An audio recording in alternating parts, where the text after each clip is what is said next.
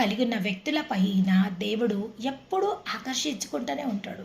ఆయన కన్నులు ఈ భూలోకంలో ఆయన కన్నులు ఎప్పుడూ అటువంటి వ్యక్తుల పైన ఆయన కనుదృష్టి ఎప్పటికీ ప్రత్యేకంగా ఉంటుంది. చూడండి, తన వైపు దేవుని యొక్క కనుదృష్టి మరలింది. ఆ యొక్క ఎంతోమంది కన్యకలు ఉన్నా కానీ ఆ కన్యకని ఎన్నుకొని దేవుడు ఏర్పరచుకోవడానికి ఆ యొక్క పరమ తండ్రి ఆ గర్భంలో నుంచి రావడానికి ఒక కారణం ఏంటంటే తన దేవుని చేత కృప పొందిన వ్యక్తి. అవును, ఒక కృప ఒక వ్యక్తి జీవితంలోకి ఎప్పుడొస్తుంది?